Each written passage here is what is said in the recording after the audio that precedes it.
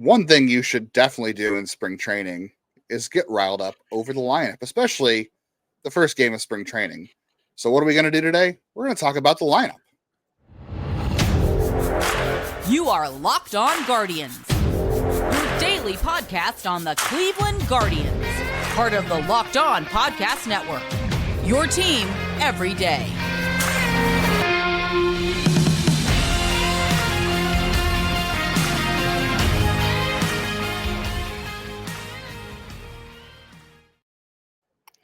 Hello, everyone, and welcome to the show today. Yes, it's a little bit weird. I'm using a different computer. I'm using a different setup. Let's just knock that out right now. Tech. It can be a pain. Today's episode is brought to you by FanDuel. Make every moment more. New customers join today, and you get $150 in bonus bets if your first bet of $5 or more wins. Visit FanDuel.com/lockedon to get started today. Hey, would you rather have a weird setup or no episode at all? That's what it came down to. Very quickly. Be careful when you ask that question. Going off script. I gotta say, I've been having some fun. Justin and I are both, of course, leaning heavily into the draft class, and I didn't tell him I was going to mention this.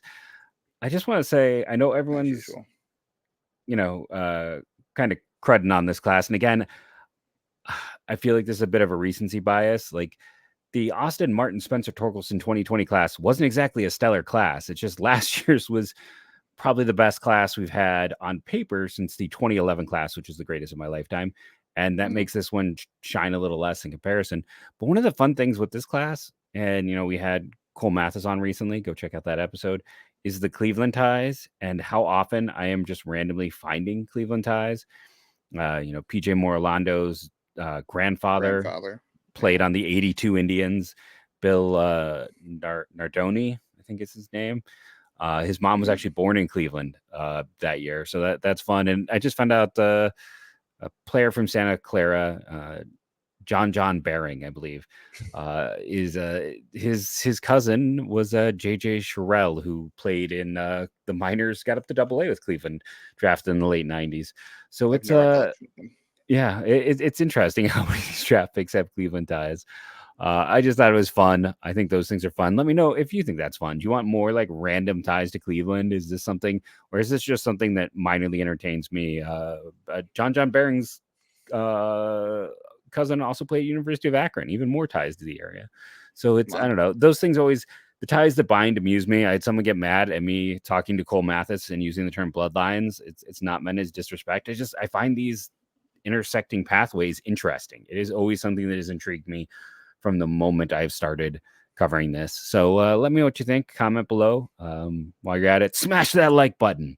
Because that's what the kids smash sounder. Smash. I don't know. That's what the kids at school are saying again. And I'm like, wait, is this what we're saying?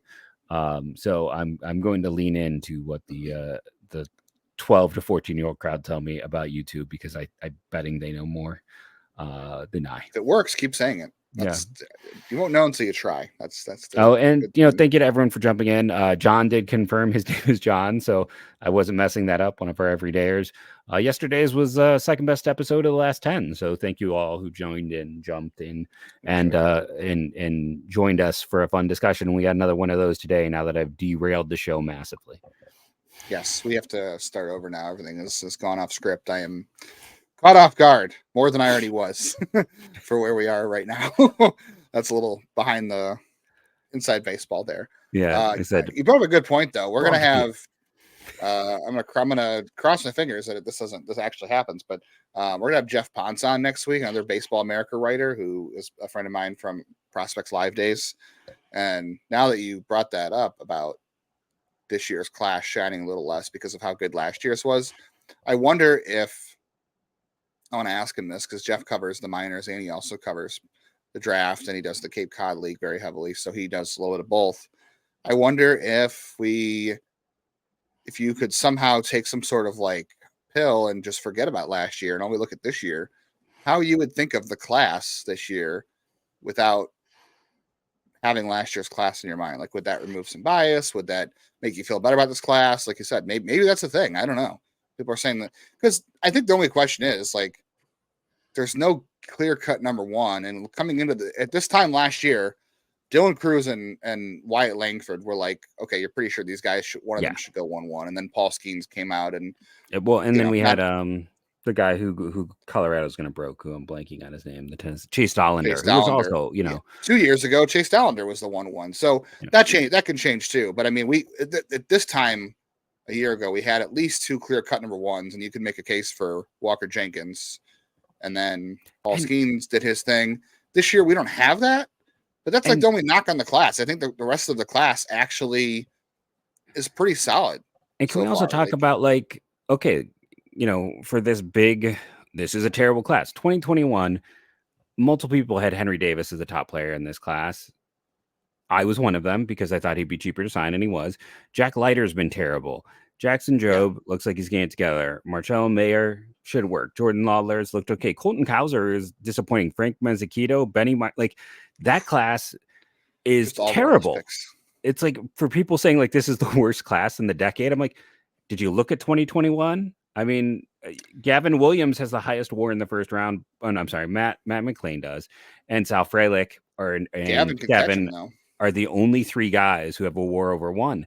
It's a bad class, and a lot of guys fell flat on their face in that class. And then let's be honest, 2022, Jackson Holiday is great. Okay. But we spent that whole time building up to that class being like, there is no one who's worth the number 1 overall pick. Like Drew Jones, redrafting maybe. Jackson would still go number 1.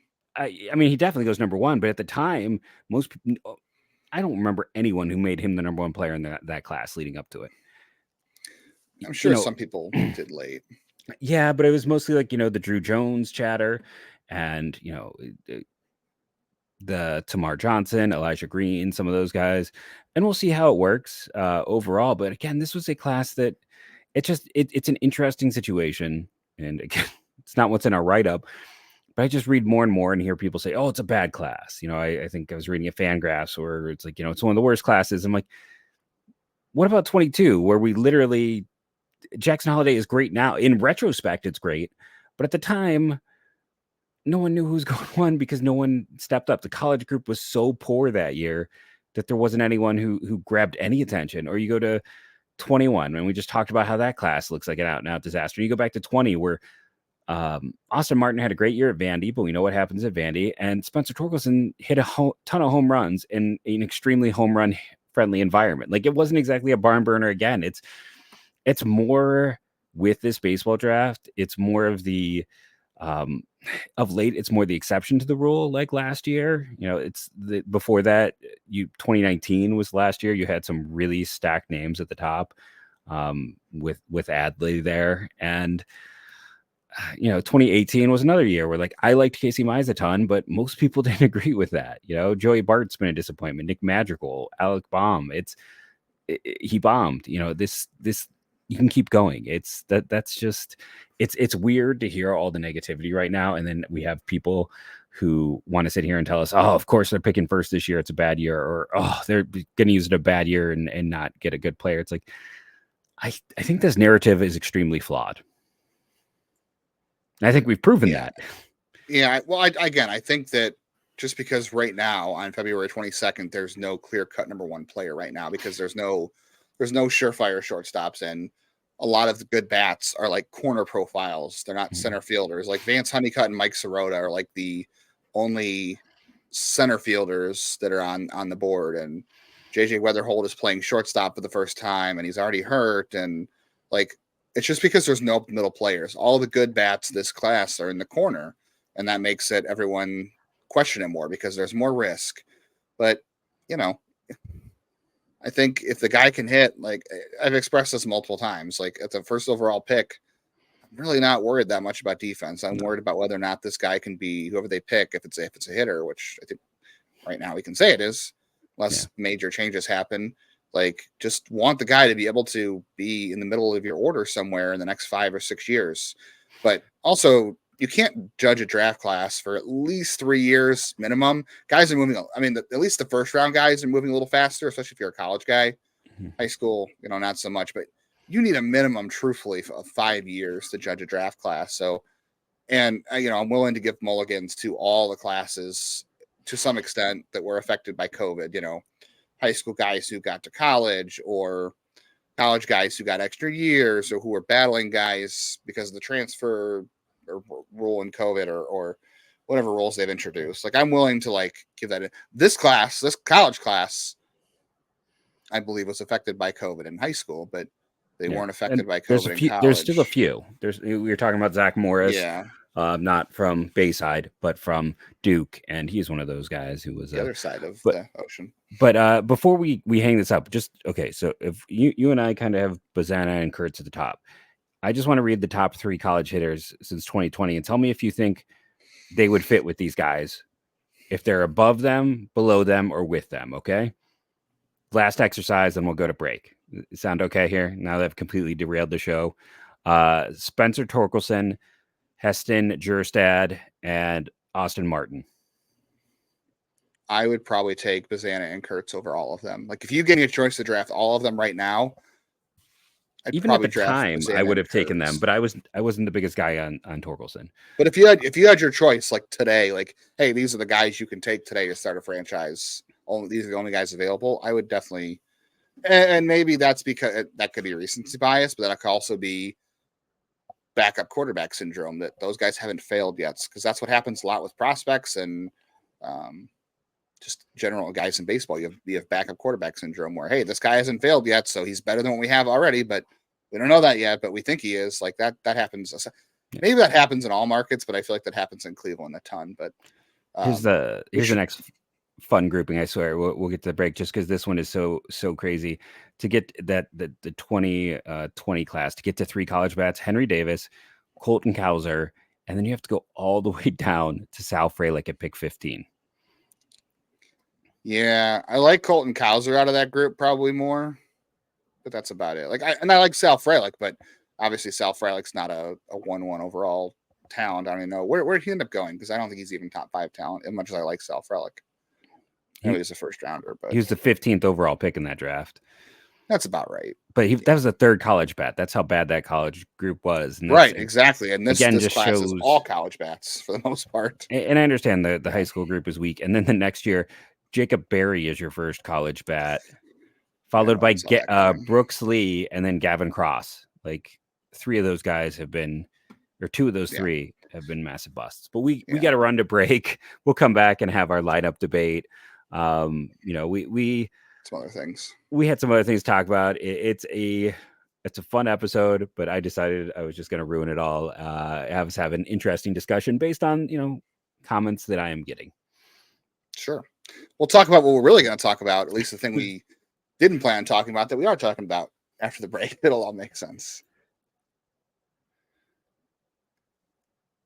Well, we behind the scenes here, we didn't plan ahead for this episode, at least not for this content. If you are someone who also enjoys living by the seat of your pants and not planning ahead to go to sporting events, comedy shows, concerts, Game Time is definitely your app. You are that person. You should download Game Time. Last minute tickets, slowest prices, fast and easy way to buy at the last minute, and they always have good deals at the very last minute as well. Plus event cancellation protection. I needed that more than once in my life, I will say. It would have come in handy for some things I've bought recently. You can also view your seat on the app too before you buy it, and they got upfront pricing. So when you go to buy a ticket on the Game Time app, you don't have to sit there and pick out a ticket and it says $40, and then you go to checkout and it says 180. You're like, where did that come from? None of that on Game Time. Great deal before you buy it. So if you are a new customer, you haven't used Game Time yet, take the guesswork out of buying tickets with Game Time. Use the app, download it, create an account, and use our code LOCKDOWN for $20 off your first purchase. Terms apply. But create an account, redeem our code LOCKEDON for $20 off your first purchase. Download Game Time today. Last minute tickets, lowest prices guaranteed. All right, so now the thing that we're going to talk about, that we plan on talking about, but that we didn't plan on talking about. Maybe one of these days that'll make sense. Right now, it doesn't make sense to anybody but us. But one of the things Stephen Vogt talked about today with the media at spring training was where Jose Ramirez should hit in the lineup. They don't really have an order set, obviously.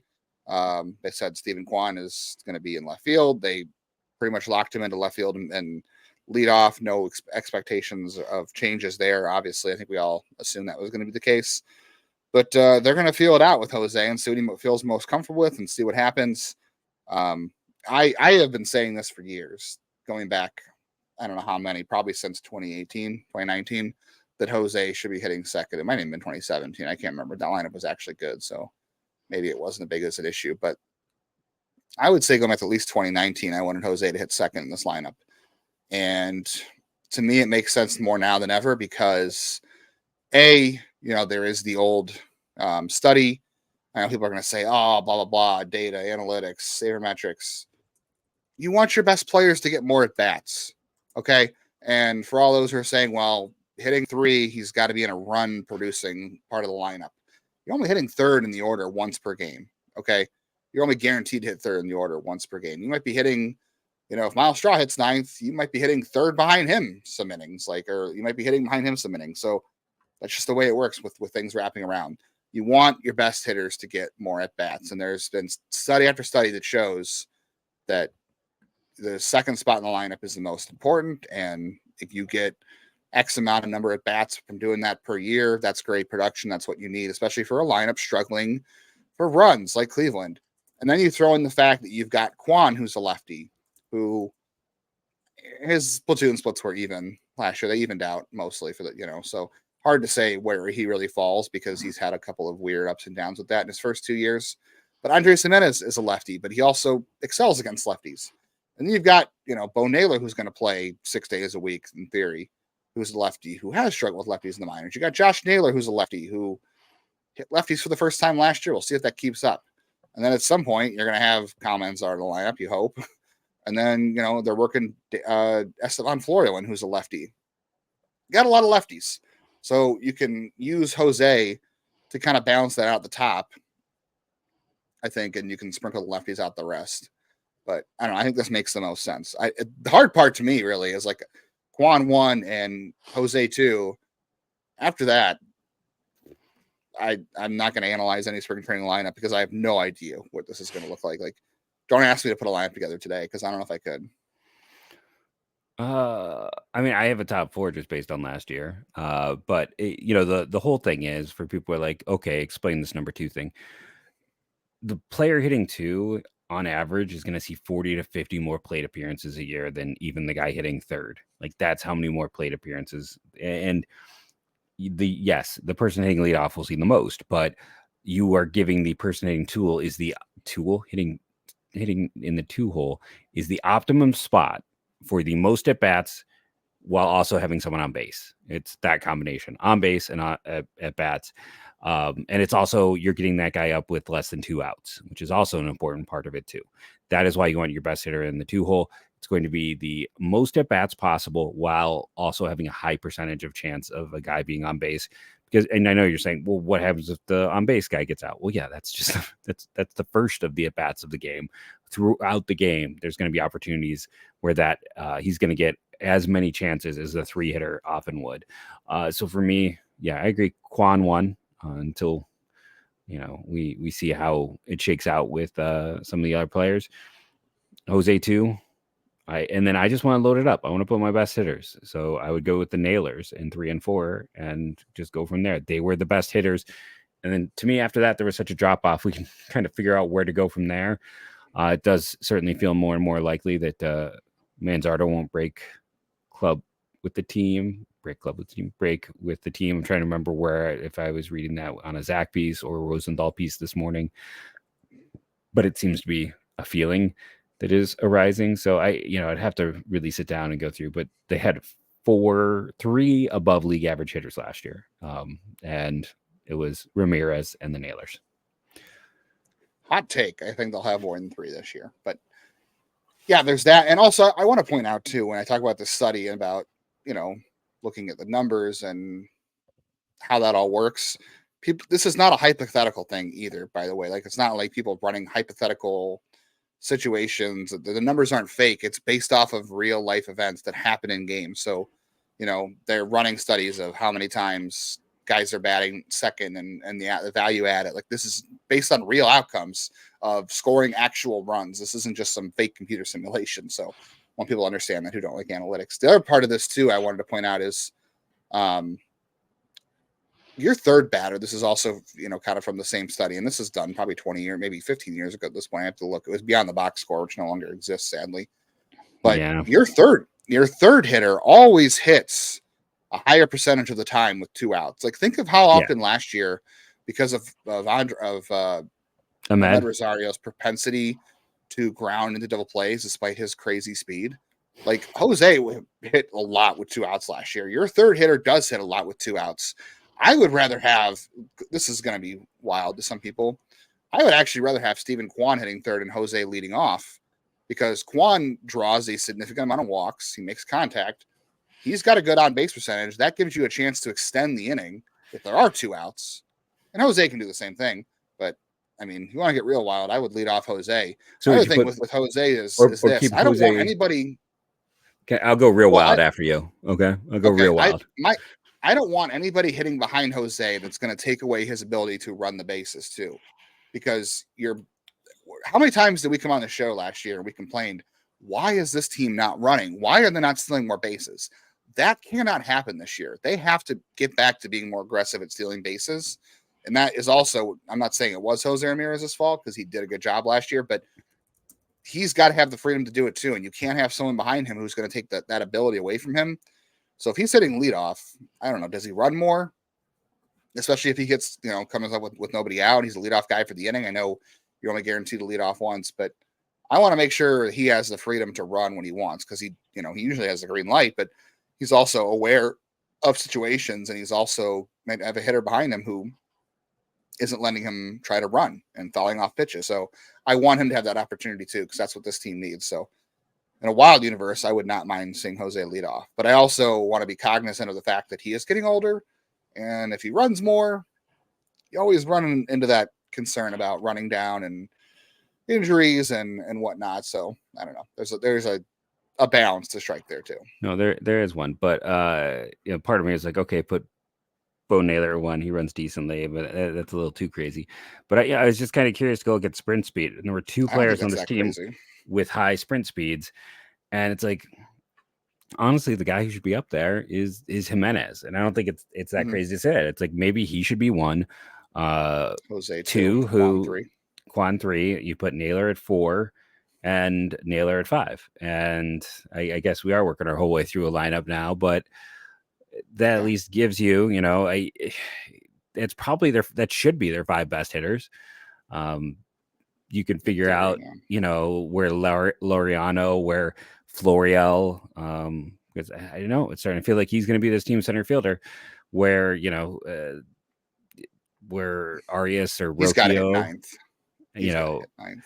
Arias, Rocchio, and then whoever's playing first base, playing right, or right field. Yeah. Right. Yeah. But it's like Laureano, those guys, you just kind of load up further down there. But I think that top 5 should be that top 5. And I know there was some talk about spacing the lineup. I hate that. Like, let your 5 best guys hit, especially with guys like Jimenez and Kwan, who didn't have strong platoon splits. Yeah. And you're are pretty good against lefties. You're a bloop team. You can't space it out. You need to keep the bloops together. You need to get guys on base, and you need to get them on base right away. I'm not against the Bo Naylor leadoff. That'd be crazy to do on March 28th at Oakland, or 29th, whatever it is, because throwing him into that would be crazy. Because he doesn't run like a catcher is the thing. Like he's there's not some Carlos Santana in that game. Yeah. His sprint speed and that worked out great, didn't it? I mean, he's faster than his brother. He was tied with Brian Rocchio for sprint speed last year. And he was just 4/10 behind Jose. Yeah, Bo's a good athlete, and he's a little bit borderline passive at times, but yeah, I'm not against it. I'm against it maybe out of the gate, but that's an idea that's, Yeah, that's my get crazy idea. Is eventually Bo Naylor may not be bad in the leadoff spot, because he'll also work. The nice thing about having him there is he's going to work counts, and he's going to help you wear down a starter and get to a pen. Yeah, we're going to try to wear down the rest of this show and make it a good one, so stick with us. And let's take a moment and thank our good friends over at FanDuel. Get your buckets with the first bet on FanDuel, America's #1 sportsbook, because right now new customers get $150 in bonus bets with any winning $5 bet. It's $150 if your bet wins. Bet on all of your favorite NBA players and teams with quick bets, live same game parlays, exclusive props, and more. Just visit fanduel.com/lockedon and shoot your shot. Before we get into the break, if we have time, I want to point this out. Even with everything that's happened this offseason, to make the ALCS, Cleveland is plus 1,200. Kansas City Royals plus 2,800. So sometimes spending doesn't mean much. But in this case, go spend your $5 at FanDuel and win and get your $150 in bonus bets. FanDuel, official sportsbook partner of the NBA.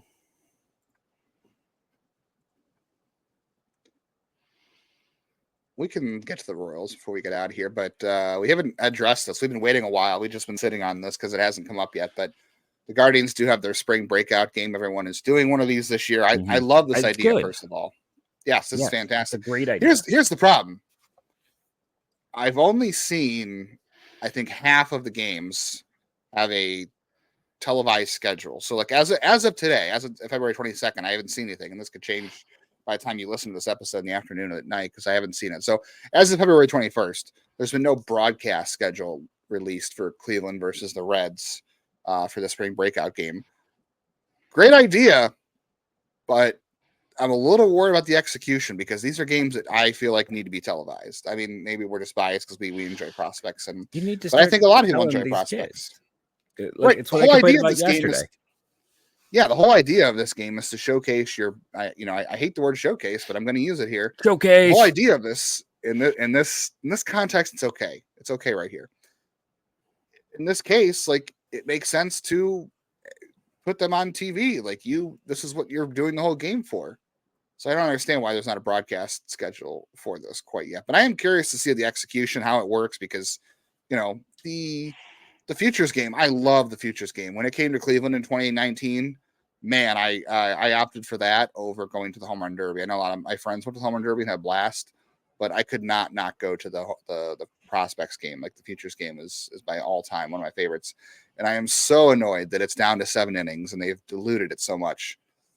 So I'm very curious to see what the execution of the plan is for this game here, because is it going to be 7 innings? What kind of rules are you going to use? All that kind of stuff.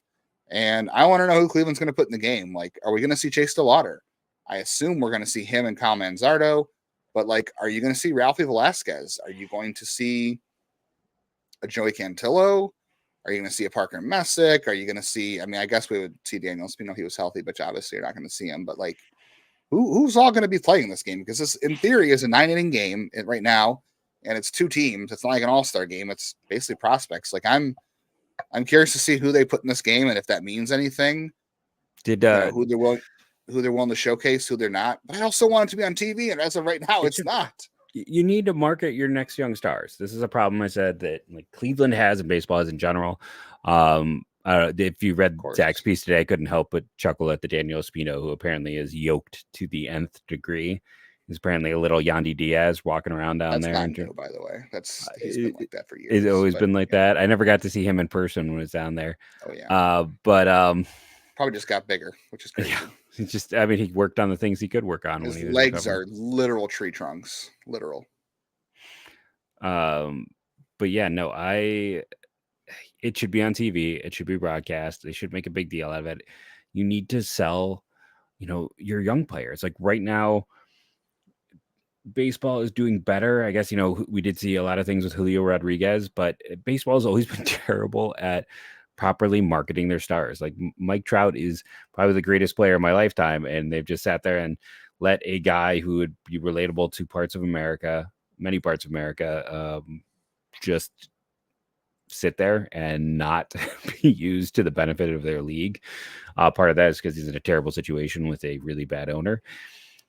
But part of it is just their inability to properly market. And marketing in baseball is maybe the worst of any sport. And it's great they're doing this, but now they need to actually not just be like, hey, we're doing it. Like, have a plan in place. Yes. Execute the plan. Right. Like, you had a good idea for once. Capitalize on it. And some of the games are televised. Maybe we'll find out closer to the date. As of now, that's not the case for Cleveland and the Reds. I'm curious to see, though, like, how they get through this and who they put in it and if it means anything or not. Like, hopefully Ryan Webb is pitching. Maybe Will Dion will pitch. I don't know. I'm excited to see who ends up in the game. I just hope we can watch it instead of just listen to it. Who knows? Do you want to quickly comment on the Kansas City Royals trade that we both didn't like, or do you want to get to? We haven't done the countdown to opening day yet, and remembering some no one's commenting on the fact we haven't done the countdown to opening day, or commenting when we do it. So I say we just have fun with the Royals, since I did do the throw in. Yeah. So Kansas City is weird, and I've kind of got off a few times. But again, Zach is the best in business, and he talked about how Scott Barlow got some fix-ups from Ruben Niebla in San Diego, and they're doing more work here. And it's like, and that's the thing. Like, we should all be kind of excited for Scott Barlow, because Kansas City is awful at pitcher development. And you and I were talking off air yesterday. I'm like, even if Bieber or McKenzie gets hurt, I probably still take the Guardians rotation, even with its risk over any other rotation in this division. And that's with Kansas City spending a lot of money.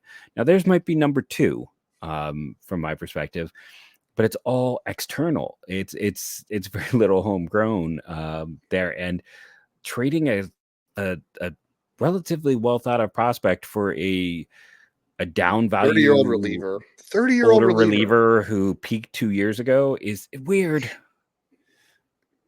Like they're like, oh, we're trying to win now, but you're trading a guy who could be like a good mid-rotation guy in 2 years, young and controllable. Maybe one of those stuff. Maybe you know what?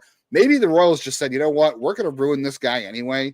Let's trade him for something we can use right now. And if we stink, maybe we can trade Schreiber because he'll be valuable at the deadline. That's my thought here is, you know what? We're going to ruin David Sandlin anyway. So maybe we can trade John Schreiber at the trading deadline for better players than David Sandlin. I don't know. I have a hard time believing that, because I thought last year David Sandlin was was on the verge of a breakout. I really liked the stuff, and I wanted Cleveland to take him his draft year, but bizarre. Like I said, maybe Kansas City just thought, you know what, we're probably not going to do a good job developing this guy anyway. Let's get something for him that we can use in the majors. I don't know. This bullpen, by the way, for the Royals is super weird. Like, you have 35-year-old Will Smith, who, hey, he's been on the last 3 World Series teams, so maybe you're looking for some good juju. Nick Anderson, who's been nasty but has been hurt. Chris Stratton, I don't know. Carlos Hernandez, I don't know. Matt Sauer, sure. What a weird group. I don't see it. Like, I know there are people out there who think the Royals can make a run at this thing this year, but outside of, they have 3 hitters I really like, and the rest of it's like a giant question mark. But I don't know. I can't explain that one. That was my best attempt at the explanation. I don't know. I don't listen. They need to prove they're going to spend so they can get that brand new stadium. They're doing that. This was a team. I think I liked Kylie's comment that it's great that they went out and spent all this money to still be the worst team in that division. All right. Well, it's weird. Baseball is weird. Listen, I love that stadium. That's one of the stadiums that captured my attention as a childhood. So I hope I'm wrong. It is a great stadium. It's that and the cages at Old Tiger Field were 2 of the ones that really stood out as a kid. But thank you all for joining us on today's Flight of Fancy show. Got a little weird as we had a long setup with computer issues, but thank you all for joining in, rating and reviewing, downloading. It helps. And go Guardians, go.